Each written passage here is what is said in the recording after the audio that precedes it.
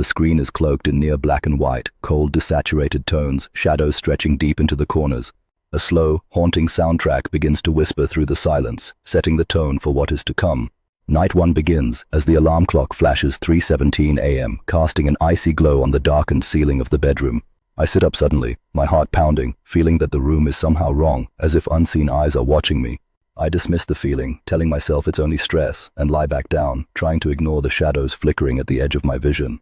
A faint echo of my breath mingles with the distant hum, deepening the sense of unease within those silent hours. Night 3 arrives, and I take out a worn journal, the candlelight flickering over the pages as I begin to record my experiences. The words flow slowly, documenting the coldness that seeped into the room, and the feeling of watching that never seemed to fade. I note how every night, the sensation grows stronger, more invasive, until I am convinced something is lurking outside my perception. That night, the feeling is no longer external, it has seeped into my mind, destabilizing my sense of reality. Something is using my sleep, manipulating my dreams, twisting my perception of what is real and what is not. Night 4. In the dark, empty corners of my room, shadows contort into shapes that shouldn't be there, flickering in and out of existence. I sense a presence lurking, its form elusive but oppressive, pressing against the edges of my consciousness. In the dim glow, I see shadows that should not exist, whispering silently in the space where light refuses to reach. In desperation, I set up my phone camera, my hands trembling as I aim it towards the bed before I sleep.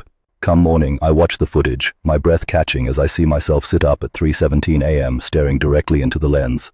My face is calm, almost welcoming, yet the smile I wear is one I have never seen before, twisted with something unnatural.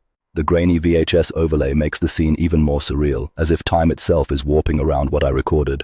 Night 6 finds me fleeing to a friend's apartment, a place I thought safe, the rain pouring outside as I walk alone, looking over my shoulder. For the first time in days, I sleep peacefully, the darkness outside distant and unthreatening in their quiet apartment. I begin to believe it might be over, that whatever haunted my nights has finally retreated into the shadows. But that hope shatters on night 7, when I wake outside my own bedroom door, standing in the hallway like a stranger. The silence is broken by the sound of breathing inside my empty room, heavy and slow, as if something is waiting inside. 2 footsteps echo on the floor as they approach my door, each one louder than the last. My own voice escapes my throat, trembling, as I hear it whisper, "You can come back to bed now." The dread intensifies, squeezing my chest, forcing me to stare at the closed door that I know should be locked. In that moment, I realize I am not alone, that a presence has followed me, refusing to let go. 11 days pass since that night, and I find myself staying somewhere else, far from the apartment I once called home. The city's cold night air feels different now, less comforting, more hostile as I walk through deserted streets. Last night, I awoke reaching for a door handle that wasn't there, my fingers grasping at emptiness, desperate for escape. The shadows outside the window stretch and ripple in a way that feels alive, mocking my fear as I lie awake.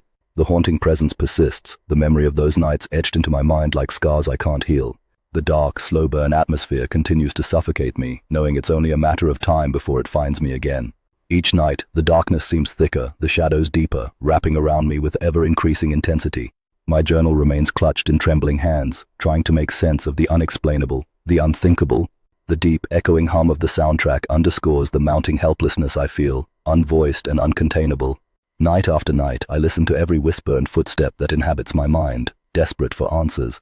The black and white visuals flicker between moments of clarity and madness, blurring the line between reality and nightmare. In the silent hours, the feeling of being watched becomes all-consuming, making me question my sanity. The shadows are no longer shadows, they are entities feeding off my fear, creeping closer with each passing night. I wonder if I will ever truly escape this darkness, or if I am destined to be consumed by it forever. The deep bass rumbles during the hallway scene ping with dread as the camera pushes closer toward that closed door. Every detail is saturated with terror, the locked handle, the darkened corridor, the sense of an unseen threat lurking just beyond. The silence after the scene is deafening, an oppressive void that refuses to relinquish its hold on my soul. And now, in a quiet apartment overlooking the city, I stare at the empty window as night falls once more.